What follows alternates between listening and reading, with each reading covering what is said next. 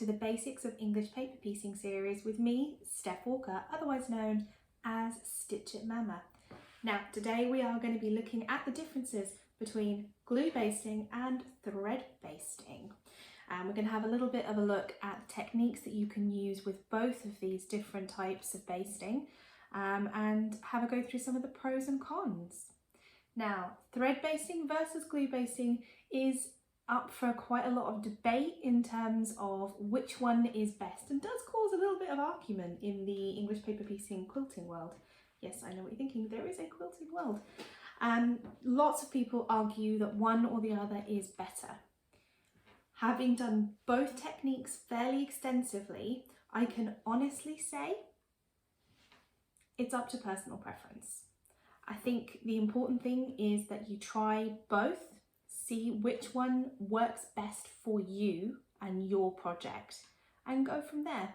I think both have good qualities and bad qualities, and I think it is worth testing them out and seeing which one you feel the most comfortable with.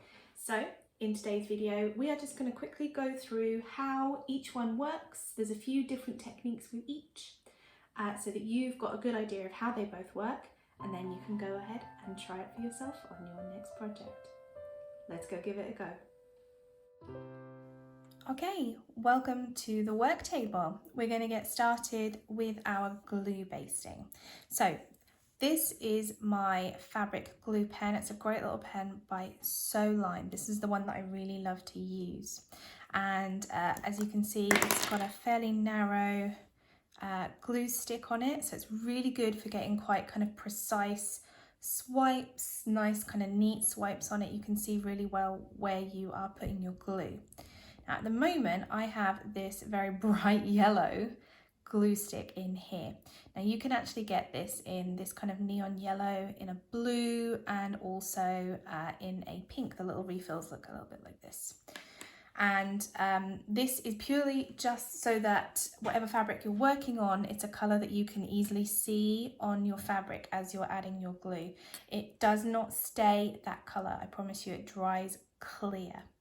And the great thing about this is it's also washable. So at the end of your project, then it will just wash right out. It's nice and easy to use. This is also what we call archival, which means that if you choose not to wash your quilt at the end of your project, or you're putting it straight up on display, this glue will not stain your fabric. There are some glues where after so many years they will cause kind of marking and staining. This will not, which is fabulous, and it's not too kind of icky and sticky. There are some sewists who absolutely swear by kind of cheap craft glue, kind of Pritt stick type glues. I know in America the Elmer's purple school glue sticks are particularly popular. For some people they work brilliantly. For me personally, I don't actually feel very comfortable with them.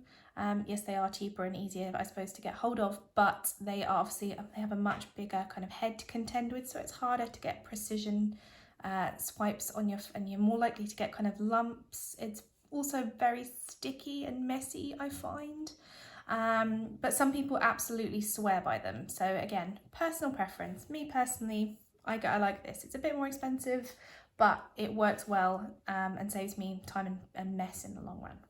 So let's give this a go. So we're going to take a piece of fabric here. So I've got one of these nice Tula Pink homemade pieces with the pins and needles, and I'm going to take my paper. Now some people like to add a dab of the glue just onto the back of the paper, just to hold it in place whilst they add their glue swipes. So you can just give it a little bit of a light press. Now I should not be seeing anyone doing like massive kind of back and forth or pressing really hard. Okay, we do not want huge thick globules of glue. This does not need to stick forever. It literally just needs to be a very light swipe. We only want it to hold really for the length of our project. And actually, they're saying that, I mean, I've got pieces that I have glue basted months and months ago that are still holding brilliantly, okay? Because we need to be able to undo that glue basting at the end. So we don't want it to be super heavy, okay? Now, have the edge that you're working at on facing you, because you're going to press this forward, okay? And the absolute best technique for this, I've done lots of research, I've tried lots of different ways. This is the absolute best way that I have come across. If you may find a different way is more comfortable, but this is definitely the way that I have found the most effective. It does require a little bit of guesswork though, because you do kind of have to guess where you think your fabric is going to end up on this paper, okay? So wherever I think the edge of my fabric is going to be when I fold this, that's where I'm going to put my line straight across. Never ever put your glue right at the edge of this paper, because our stitches are going to go on this edge of this paper. And if you've got glue here, it's going to be a nightmare to sew. So don't do that, okay?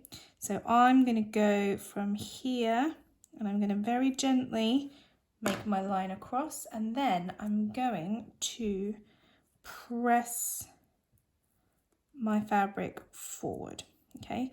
Now, I have not estimated very well there where mine was going to end up, so I'm just going to do another quick line a little bit lower down. There we go, okay?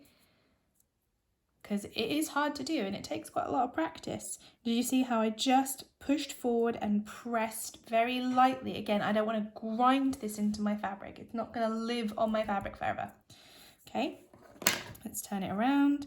I'm going to go for another swipe and just press forward and press gently down. Can you see it's holding beautifully already? Okay, so whilst I whiz through this, one of the benefits of this is that it is, whoops, excuse me for shaking the camera. One of the benefits is that it is so much quicker. So I have personally found that I can sit on the sofa with some television on and all my pieces, and I can get through a couple of hundred of these in an evening, which is much quicker than thread basting. So it is so much quicker and a lot more efficient. Something else that I found with glue basted pieces like this is that they do keep, when you glue baste, I think you just get kind of a tighter baste on it. The paper and the fabric is just held so much better in place that this shape holds so much better and so much cleaner than if you are thread basting. Now, some people don't like that. They feel like it's too tight and therefore it's uncomfortable to sew, or it's making them catch the paper more when they stitch. Whereas you're less likely to do that with thread basting because it is that little bit looser. Now, some people do struggle as well to pull the papers out at the end of their project. And they feel that it's a little bit kind of hard and more uncomfortable and just not nice to work with. Again, like I said, it is entirely personal preference. If you are finding it difficult to pop your papers out at the end, then if you just heat it up, just literally just press it lightly with an iron, it'll warm up that glue and they'll pop right out, okay? So glue basting, quick, easy, really simple to do, not too tricky at all. Now, thread basting. So some people feel that thread basting is a much better way of doing things. Some people are just traditionalists as well and feel like, actually, do you know what, this is the way that it was done. It's been done for years and generations, and you know that actually glue basting kind of takes some of the tradition out of this craft. I would disagree personally. It does take a bit longer, but some people feel it's a much better finish with your piece. And again, like I said, some people feel that actually glue basting is just too tight and this kind of keeps it a little bit looser. Now, there are two techniques to thread basting, which I'm just going to talk you through shortly. Firstly, though, what we need to do is we need to make sure that we have a thread which is a contrasting colour, because at the end you're going to be able to need to see these stitches so that you can snip them out when you want to pull your papers. Okay, so a nice contrasting colour, and then you also want something that will help you to keep those corners in place. So these are, so some people call them clover clips, some people call them wonder clips or quilting clips or binding clips. Whatever you call them, they are fantastic. I love these so much. They're brilliant. They get a nice tight hold on there. In a pinch, if you don't have these, they are very expensive. You can use mini bulldog clips. I've used those for years. Even paper clips will help you to hold those in place, okay? You want something that's going to hold those little corners in place whilst you stitch them, okay?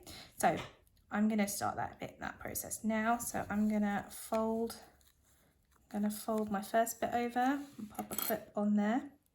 Now I personally, when I do this, I like to put the clip on the little fold. I like to hold that little fold in place right there.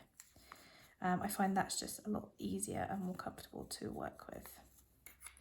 One of the downsides of this as well is that the paper piece can sometimes shift whilst you are trying to do this. Some people use, to stop that, some people use sew tights, which are these really cool magnets that you can put through there to stop it from shifting.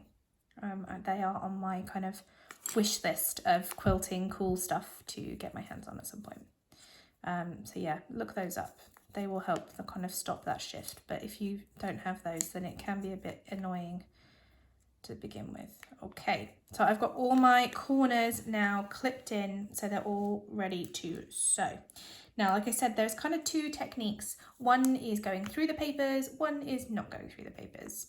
I personally go through my papers because most of the time I'm not going to use them again. I mean, they're just kind of bits of kind of recycling that I've got, or paper or whatever. I'm not fussed about using those papers again. I'll stick them in the recycling bin when I'm done. So I don't mind too much if I go through the papers and ruin them, okay? So that's what we're going to do first. So I'm going to go through here fairly near to that corner, okay? You can see that I've left my knot on that side. That's just so I can easily see it when it comes to pulling the papers later.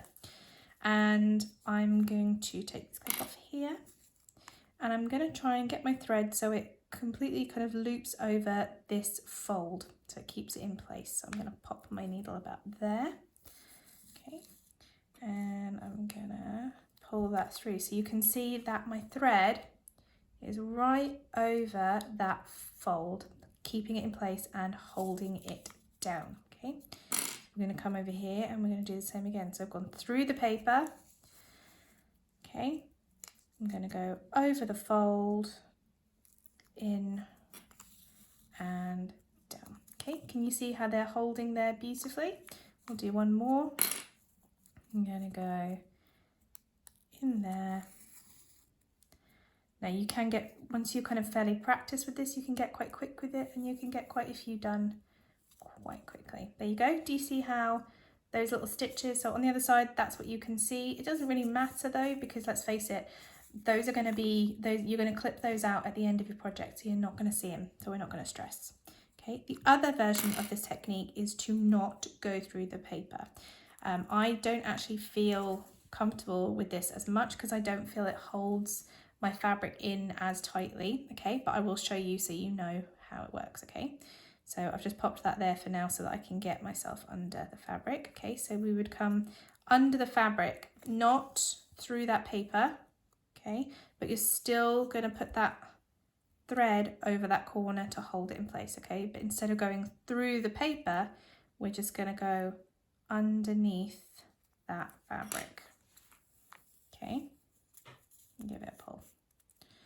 I'm going to do it again for you, okay. I'm going to go across and then underneath that fabric. So people who reuse their templates will quite often do this because it obviously saves their templates a little bit more, and I suppose it's less harsh on their needles as well. There we go. And again, last one, I'm going to go through right at the very end though, so I can tie off. Okay.